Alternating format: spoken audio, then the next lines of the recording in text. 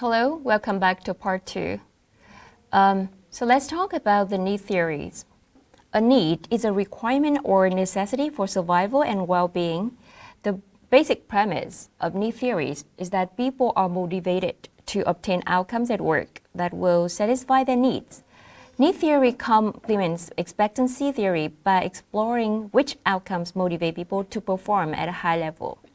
Need theory suggests that to motivate a person to contribute invaluable inputs to a job and perform at a high level, a manager must determine what needs the person is trying to satisfy at work and ensure that the person receives outcomes that help satisfy those needs when he or she performs at a high level and helps the organization achieve its goals. So there are several theories of needs. Here we discuss Maslow's hierarchy of needs, Husband's motivator hygiene theory, and Cleland's needs for achievement, affiliation, and power. Okay, so let's talk about Maslow's hierarchy of needs. At the bottom, we have physiological needs. These are the basic physiological needs, which are quite apparent, and these include things that are vital to our survival, such as food, water, or nutrition, air, temperature, and things like shelter or clothing. As we move up to the second level of the hierarchy, the requirements start to become a bit more complex. At this level, the needs for security and safety become primary. People want control and order in their lives. So this need for safety and security contributes largely to behaviors at this level. Some of the basic security and safety needs include financial security, health and wellness, and safety against accidents and injury. So finding a job, obtaining health insurance, contributing money to a savings account, or moving into a safer neighborhood are some examples of actions motivated by this need. Together, the safety and physiological levels of hierarchy make up what is often referred to as the basic needs. So let's move on to love or belonging, or social needs. The social needs in Maslow's hierarchy include things like love, acceptance, or belonging. At this level, the need for emotional relationships drives human behavior.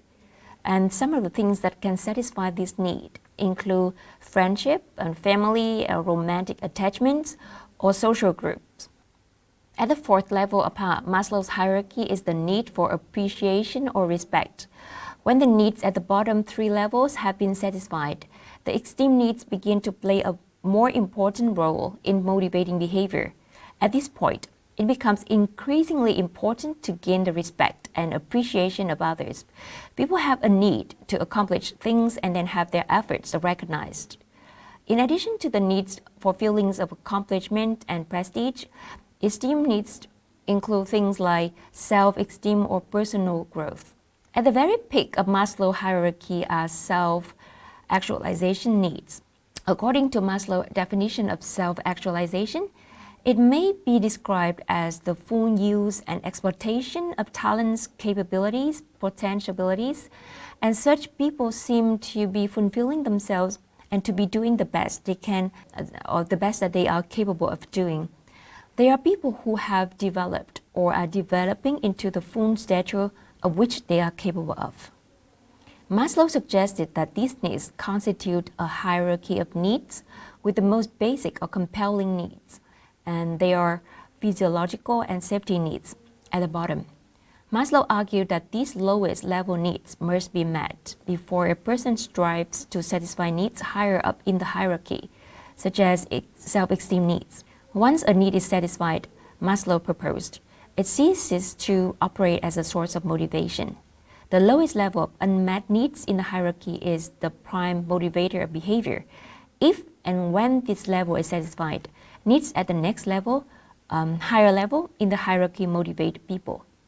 So notice the far right column of the table here to find examples of how managers can help people satisfy these needs at work. So these are some questions to help you recall what I have described so far. Again, pause the video for a few seconds. Okay, I know you can answer these very easily. You can ask your lecturer if you're uncertain about any answer. And let's move on to the next need theory. Another popular perspective on motivation is the two-factor theory developed by Frederick Herzberg. And this is derived from Maslow's work. It is also known as motivation hygiene theory. So Herzberg and his associates conducted a series of interviews with 200 engineers and accountants, focusing on factors considered to be important as sources of motivation. Each engineer was asked two questions. First, can you describe in detail how and when you felt exceptionally bad about the job? And then two, can you describe in detail when you felt exceptionally good about the job? So from the replies received, Herzberg discovered one set of factors that produce job satisfaction and motivation, and another set of factors that lead to job dissatisfaction.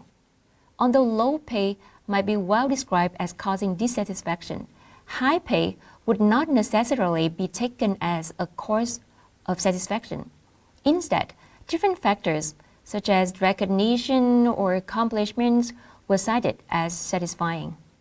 So this finding led Herzberg to arrive at the conclusion that the traditional model of job satisfaction was incomplete. As you can see, the traditional view holds that satisfaction and dissatisfaction are at opposite ends of a single continuum. But Herzberg's interviews had identified two different sets of factors, one ranging from satisfaction to no satisfaction, and the other ranging from dissatisfaction to no dissatisfaction. According to Herzberg motivator hygiene theory, people have two sets of needs or requirements, motivator needs and hygiene needs. Motivator needs are related to the nature of work itself and how challenging it is. Hygiene factors are related to the physical and psychological context in which the work is performed.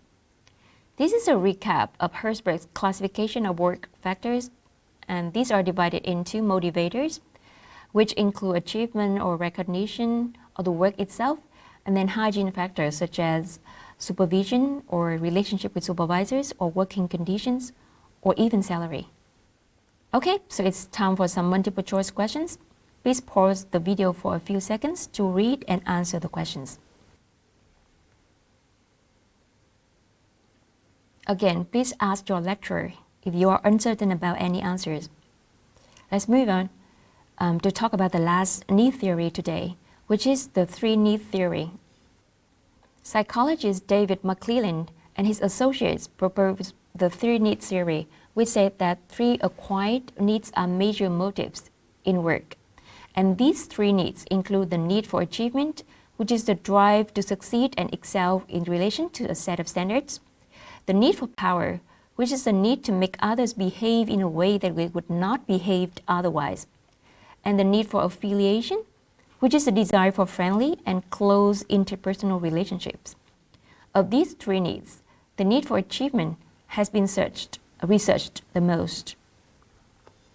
This table shows you the characteristics of a person with high need for achievement, high need for affiliation, and high need for power.